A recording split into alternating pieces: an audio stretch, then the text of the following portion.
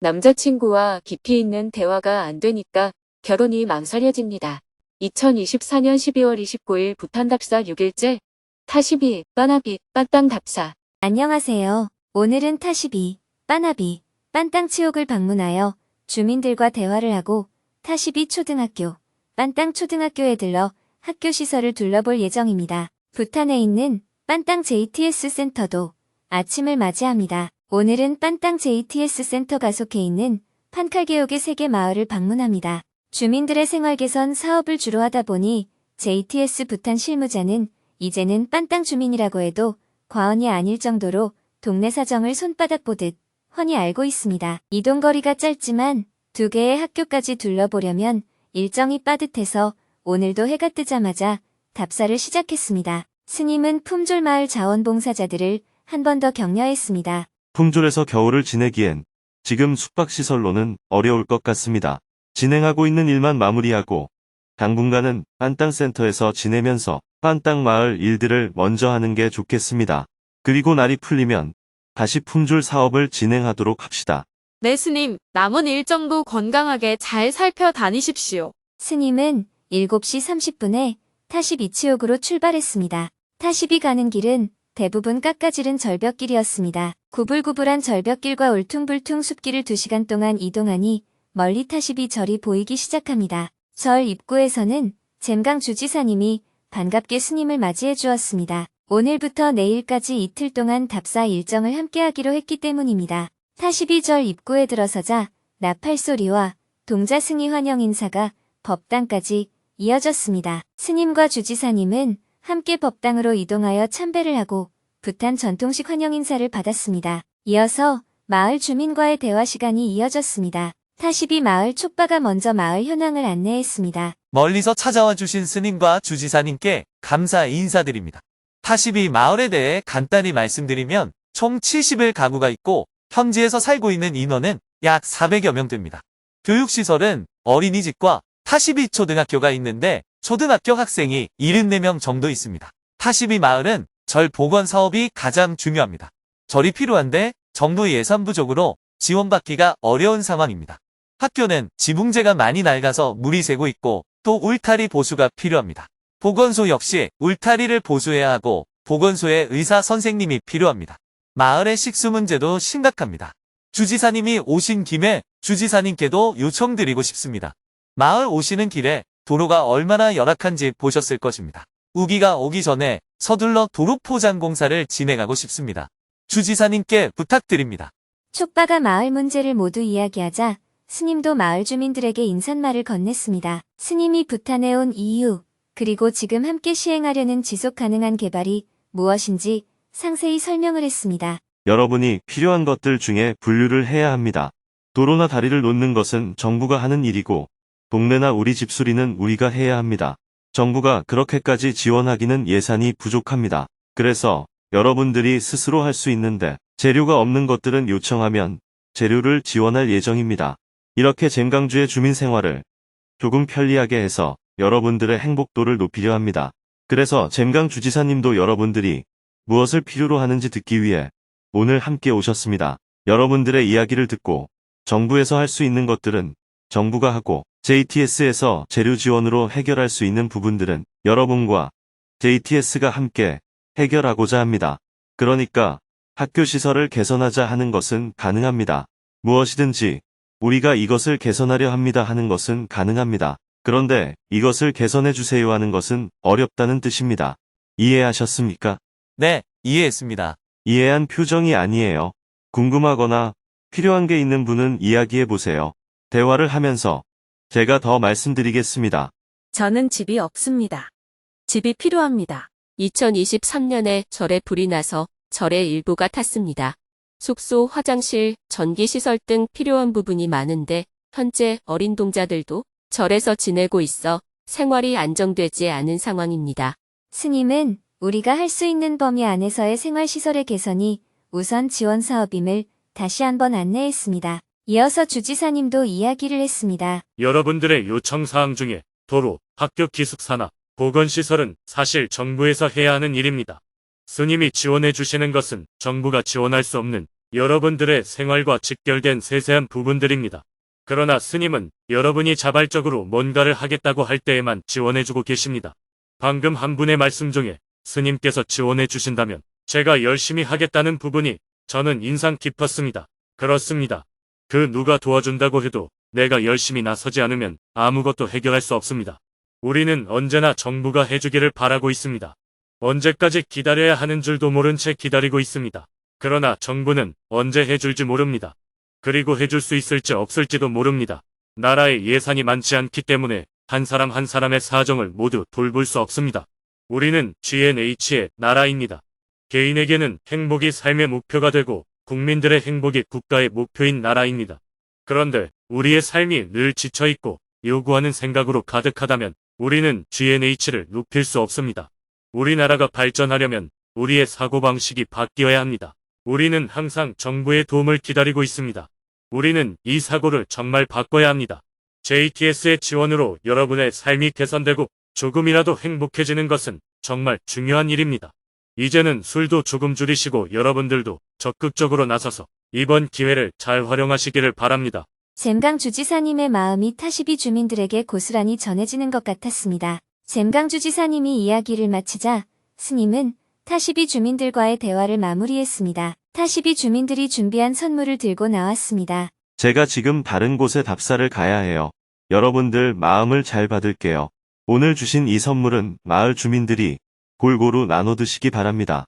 그리고 여러분이 제게 주신 이 보시금은 타시비절 주지스님께 제가 다시 보시하겠습니다. 스님은 타시비 절에서 준비해준 점심 공양을 먹고 타시비 초등학교로 이동했습니다. 지금은 초등학교 겨울방학 기간이라 학교에 학생들이 없었습니다. 교장 선생님이 나와서 스님을 안내해 주었습니다. 학교 도서관, 화장실, 학교 교실, 천장, 바닥, 수도시설 등 학교 시설을 빠지지 않고 꼼꼼히 둘러보았습니다. 주민들과의 대화 시간에서 누군가 학교 지붕 교체 작업을 요청했었습니다. 정말로 지붕에 물이 샌 흔적이 많이 보였습니다. 교실 안으로 들어가 보니 바닥이 움푹움푹 패여 있었습니다. 아이들이 다닐 때 발이 걸릴 정도로 깊었습니다. 아마도 책걸상 다리의 날카로운 부분이 바로 시멘트 바닥에 닿아서 그런 것 같습니다. 학교의 다른 건물에 가보니 천장에 구멍이 나 있기도 했습니다. 스님은 학교 점검을 마치고 빠나비 마을로 이동했습니다. 빠나비 마을을 가는 도중에 함께 답사하던 스텝 차량이 고장이 났습니다. 스님은 스텝 차량이 있는 장소로 이동해서 스텝들의 짐과 스텝들을 모두 데리고 다시 빠나비 마을로 향했습니다. 서둘러 이동을 했지만 빠나비 마을 도착이 많이 늦었습니다. 법당인 줄 알고 들어갔던 공간은 놀랍게도 개인 집에 칸막이를 설치한 법당이었습니다. 스님, 이 집부터 칸막이를 다시 쳐줘야겠습니다. 함께하던 기획 담당관이 웃으며 이야기했습니다. 스님은 마을 주민들과 인사를 나눈 후 JTS가 진행하는 지속가능한 개발에 대해 설명했습니다. 그리고 마을 주민들에게 무엇이 필요한지를 물었습니다. 마을에 식수가 부족합니다. 식수를 보강하고 물탱크를 크게 만들고 싶습니다. 능룩마을 농수로가 필요합니다. 빠나비 치옥에 야생동물로부터 보호할 수 있는 울타리가 필요합니다. 집이 없는 사람이 4가구 있습니다. 보시다시피 동네에 절이 없습니다. 그런데 절이 꼭 필요합니다. 마을에 눈이 안 보이는 할머니가 계십니다. 이분께 화장실이 필요합니다. 마을 주민들의 요청사항을 듣고 스님은 JTS와 함께하는 지속가능한 개발에 대해 다시 안내했습니다. 이 사업은 여러분들이 우선 행복해지기 위함입니다. 저를 지을 필요가 없다는 게 아닙니다. 여러분들 생활에 관련한 것들이 우선 지원될 것입니다. 주지사님도 빠나비 주민들에게 자리를 정리하는 이야기를 했습니다. 스님은 빠나비를 나와서 빤땅초등학교로 이동했습니다. 빤땅초등학교는 규모가 꽤 컸습니다. 스님은 학교를 한번 둘러보고 주지사님에게 물었습니다. 이곳은 학생 수에 비해서 학교가 너무 큰 것 같아요. 앞으로 학생 수가 계속 줄어들 텐데 화장실을 증설할 필요가 있을까요? 네, 스님. 이곳은 지금도 초등학교가 6학년까지 운영 중입니다. 그것보다도 이 학교는 앞으로 커질 학교입니다. 왜냐하면 인근의 학교들이 폐교되는 추세에 있기 때문에 조만간 빤땅 초등학교로 학생들이 몰릴 수밖에 없습니다.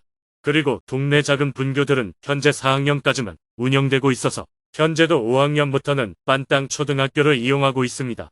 스님은 주지사님 이야기를 듣고 학교 답사를 본격적으로 시작했습니다. 화장실, 사물함, 기숙사방, 학교 바닥 상태, 천장 상태, 교실 상태 등 꼼꼼하게 점검했습니다. 화장실은 증축을 요청했는데 필요하면 증축해도 되지만 제가 보기엔 남학생 화장실은 현재에서 소변기만 2개 추가로 달고 오히려 여학생 화장실을 남학생 화장실 개수의 2배로 증축하는 게 좋겠어요.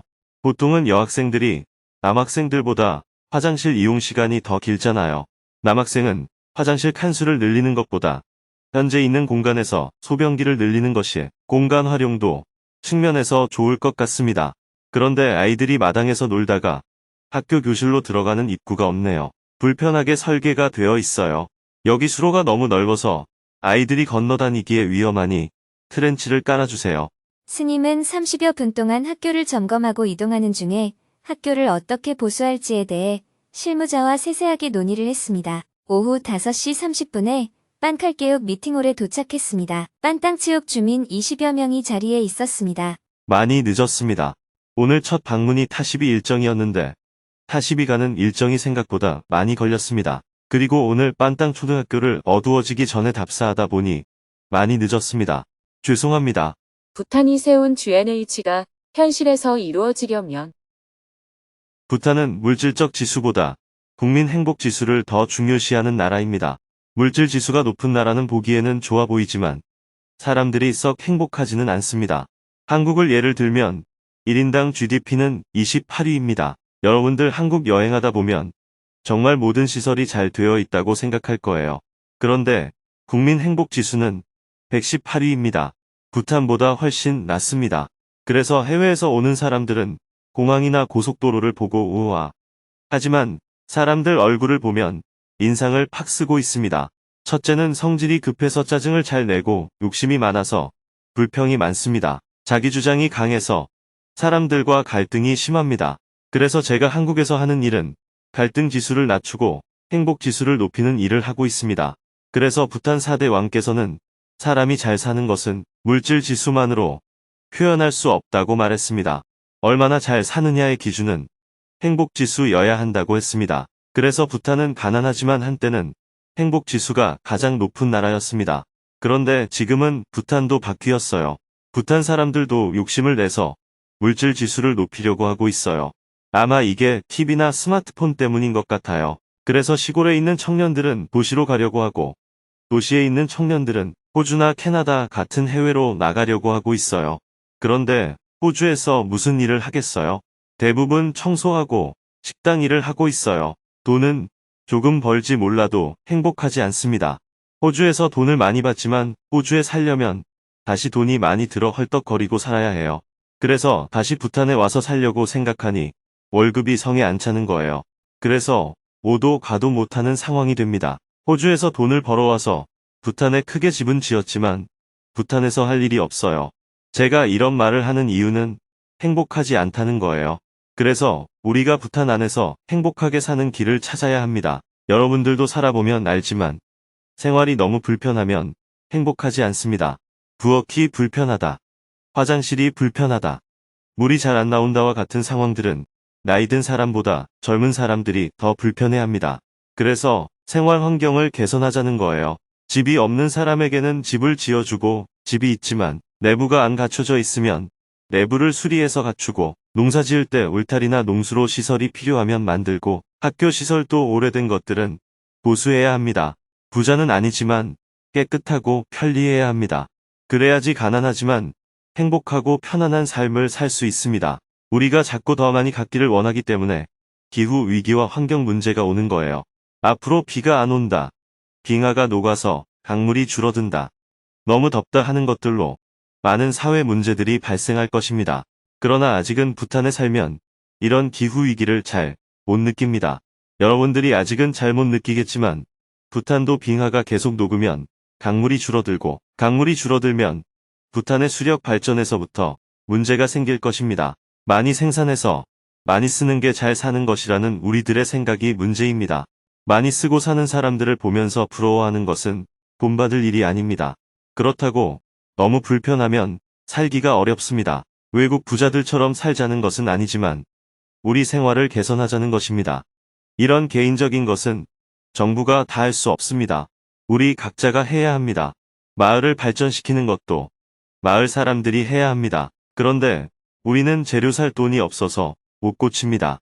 라고 할 수 있습니다. 그럴 때 재료를 제공해 줄 테니 여러분들이 편리하게 살도록 고치자는 것입니다. 여러분들의 행복도가 올라가도록 하자는 것입니다. 정부는 도로를 닦고 의료시설을 확장하는 큰 일을 하고 여러분들은 여러분들의 생활을 스스로 개선해가자 하는 것입니다. 그래서 여러분을 오늘 이렇게 만나게 되었습니다. 여러분들은 생활 개선을 조금 하고 싶습니까? 그냥 이대로 살고 싶습니까? 스님께서 지원해 주시면 일은 우리가 하겠습니다. 스님께서 자재와 아이디어를 우리에게 주십시오. 네, 잘 이해하셨습니다. 그렇게 합시다. 제가 해주는 게 아니라 같이 하자는 겁니다. 너무 기술적으로 어려운 문제라면 종카에서 엔지니어를 보내줘서 여러분에게 기술을 알려드릴 겁니다. 스님의 이야기가 끝났는데 사람들이 자리에서 일어나지 않았습니다. 자, 이제 늦었으니 돌아가십시오. 스님은 판칼계획 미팅홀에서 준비한 저녁 식사를 먹으면서 주지사님과 이야기를 나누었습니다. 주지사님, 이 근처에 딴땅 JTS 센터가 있습니다. 이제 JTS 봉사자들이 이곳에서 숙박하면서 딴땅 인근 사업을 진행할 예정입니다. 잠시 들러서 둘러보고 가세요. 네, 그렇게 하겠습니다. 저녁 식사 후 잼강주지사님과 기획 담당관님, 중앙정부 소속의 이시님과 오늘 일정을 함께했던 부탄 공무원들 다 함께 딴땅 JTS 센터에 도착했습니다. 원래 이곳은 오랫동안 사용하지 않아서 창고에 가까웠던 곳입니다. 처음에는 개조하는 것이 엄두가 나지 않을 정도의 상태였지만 이곳에 JTS 센터를 만들기로 하고 실무자들은 우리부터 부탄에서 집수리 모델을 만들어보자 하고 마음먹었습니다. 이내 한국과 해외에서 온 여러 봉사자들의 마음과 정성을 모아서 부엌이 만들어지고 거실을 갖추고 수도와 전기시설을 하고 테이블도 직접 만들고 숙소를 갖춰 딴땅 JTS 센터가 만들어졌습니다. 특히 잼강 소속 공무원들은 이 공간이 어떻게 방치되어 있었는지 상태를 알고 있었기 때문에 너무 놀라워했습니다. 거실에 앉아서 다 같이 차를 마시고 내일 일정을 간략하게 의논한 후 헤어졌습니다. 오늘은 하루가 길었습니다. 스님도 오늘은 일찍 휴식에 들었습니다. 오늘은 법문이 없었기 때문에 지난 10월 5일 행복학교 특강에서 있었던 증문즉설 내용을 소개해드립니다. 남자친구와 깊이 있는 대화가 안 되니까 결혼이 망설여집니다. 저에게는 2년 반 동안 만난 남자친구가 있는데 저보다 7살 연하입니다. 지금은 이 친구와 결혼을 생각하고 있습니다. 저와 종교도 같고 다정하고 순수하고 착한 친구입니다. 다만 그 친구와 깊은 대화를 하는 게 좀 어렵습니다. 저는 항상 발전적인 삶을 꿈꾸고 구체적인 삶의 비전이나 재정적인 목표, 앞으로의 계획에 관해 이야기하는 것을 좋아하고 거기에서 큰 의미를 찾는데요. 남자친구와는 일상 대화 이외에 더 깊은 대화가 잘 안 되는 느낌입니다. 배우자는 가장 친한 친구로서 대화가 잘 통해야 한다고 들었는데 평생 이렇게 가벼운 대화만 하면서 살아갈 생각을 하니까 좀 답답할 것 같아 걱정이 많이 됩니다. 그래서 결혼을 조금 망설이고 있는데요. 제가 어떤 마음으로 결혼을 결정해야 할까요? 결혼해서 같이 살 배우자에게 내가 얼마만큼 요구할 것인가에 따라 달라지는 것이지 연하라고 해서 생기는 문제는 아닌 것 같습니다. 철학적으로 깊이 있는 대화를 할 것인가, 미래 문명에 대한 깊이 있는 대화를 할 것인가, 우리 사회의 변화를 위해 뭔가 실천적으로 깊이 있는 대화를 할 것인가, 예술적으로 좀 더 깊이 있는 대화를 할 것인가 등 깊이 있는 대화도 그 범위가 엄청나게 넓지 않습니까? 만약 법륜 스님과 같이 살면서 음악이나 예술에 대해서 깊이 있는 대화를 하겠다고 하면 잘 될까요? 법륜 스님과 같이 있으면서 야구나 축구와 같은 스포츠에 대해서 같이 얘기를 하고 싶다고 하면 잘 될까요? 법륜 스님과 같이 있으면서 어느 해수욕장이 좋더라 하면서 여행에 대한 깊이 있는 대화를 해보려고 해도 잘 안 될 것이란 말이에요. 법륜 스님과 같이 있으면서 커피는 어떤 게 맛있고, 차는 어떤 게 맛있고, 와인은 어떤 게 맛있고, 보석은 어떤 게 좋다는 대화를 좀 해보려고 한다면 대화가 전혀 안 되겠죠. 내가 그 친구와 어떤 주제로 깊이 있는 대화를 하고 싶으냐는 겁니다. 내가 관심 있는 모든 분야에 대해 배우자와 대화하고 싶다면 아마 질문자는 배우자를 선택할 수가 없을 겁니다. 질문자의 남자친구 문제가 아니라 그런 배우자는 없다는 거예요. 법륜 스님이 다방면에 아는 것이 많은 것 같지만 함께 특정한 주제에 대해 이야기하려고 하면 잘 안 됩니다. 법륜 스님이 관심이 없는 주제에 대해 얘기하면 법륜 스님도 졸거나 쓸데없는 이야기를 한다고 잔소리를 할 거예요. 그런데 배우자가 아는 것이 별로 없다는 것이 함께 못 살 이유가 될 수 있을까요? 조금 사회적으로 의미 있고 깊이 있는 대화를 할 수 있는 사람이라면 아마 그 사람은 재미가 별로 없고 늘 심각한 사람일 가능성이 높습니다. 정치 상황이나 교육에 대해 심각하게 이야기하는 사람에게 놀러가자고 하면 아마 기후 위기 시대에 놀러가면서 자동차 기름을 낭비해서 되겠냐 하는 대답을 할 겁니다. 질문자가 뭘 좀 사자고 하면 법륜 스님이 소비를 줄이라고 하셨는데 소비를 늘려서 되겠니? 하고 반응을 할 겁니다. 이런 사람과 같이 사는 게 과연 질문자에게도 좋을까요? 배우자에게 모든 걸 요구하는 것은 맞지 않습니다. 내 배우자라면 다른 것은 다 달라도 이것 하나만큼은 서로 공감하고 깊이 있는 대화를 할 수 있어야 한다고 생각하는 중요한 가치가 있다면 그걸 할 수 있는 사람을 찾아야 합니다. 또 성실하고 약속을 지킬 수 있는 사람이 배우자로서 가장 적격이라고 생각할 수도 있고 그렇게 안 되어도 괜찮다고 생각할 수도 있습니다. 사람마다 성향이 다르니까 질문자가 배우자에 대해 어떤 요구를 하느냐에 따라 달라질 수가 있는 것입니다. 한 가지 예를 들어보겠습니다. 실제로 있었던 일이에요. 우리 사회에서 가장 좋은 대학을 나와 가장 좋다고 하는 기업에 취직하고 직장만 끝나면 집에 와서 가족과 함께하는 남성이 있었어요. 가족이나 누가 봐도 아주 좋은 남편입니다. 그런데 그의 배우자는 답답해서 못 살겠다고 아우성이었습니다. 남편이 비 오는 날이나 겨울날 바닷가를 함께 산책하면서 우수를 만끽하고 커피 한 잔 마시는 걸 즐기는 사람이면 좋겠는데 자기 남편은 그게 전혀 안 된다는 거예요. 어디 가서 커피 한 잔 하자고 하면 집에 커피 놔두고 뭐 때문에 나가는데 이렇게 얘기하고 비 오는 날 어디 나가자고 하면 맑은 날 놔두고 비 오는데 왜 나가? 라고 하니 도저히 얘기가 안 된다는 겁니다. 그래서 이혼을 하려니까 가족들이 난리가 났어요. 이렇게 좋은 신랑을 두고 왜 그런지 모르겠다고요. 그런데 나중에 보니 결국 이혼했어요. 진짜로 비 오는 날 커피숍에서 함께 커피 마시며 바깥을 볼 수 있는 남자를 만난 거예요. 학벌도 안 좋고 직장도 안 좋고 수입도 별로 없지만 취향 하나가 딱 맞는다는 이유 때문에 그 사람을 사귀어서 결국 가정이 깨졌어요. 가족들은 제 밥그릇 걷어찼다고 난리지만 어떤 게 좋다고 말할 수 있을까요?